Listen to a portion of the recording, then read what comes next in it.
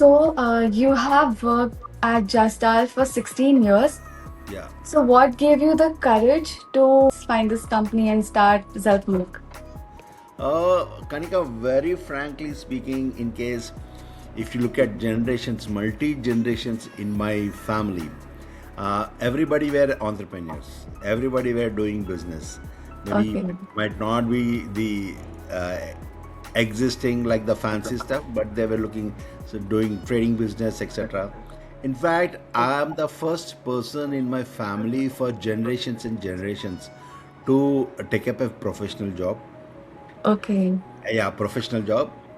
And again, since those genes were there in me, and apart from that, what I believe and what I feel is like, let's suppose, in case if you have a passion towards running something on your own, and where you are able to create employment, where you feel that key you can impact people's life, you should take a chance and you need to drive it.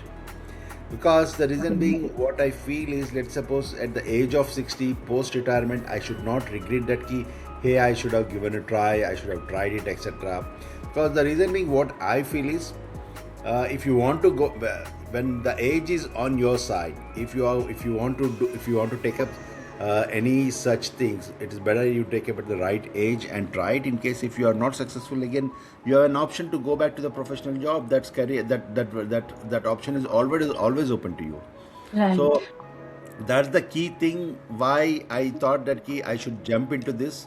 And of course, my the team was also important. Like Sandeepan, I know him. We worked together when he wanted to start. I thought that key, that's a great opportunity, great idea of what we should be doing. Okay. So, how was the journey initially when you started Xelpmoc? Yeah. So the idea was, when we started, there were two thoughts towards it. One is how we can support the startup ecosystem. When I say startup ecosystem, both the sides. One is on the investment side, another one is on the technology or overall advisory side. Right.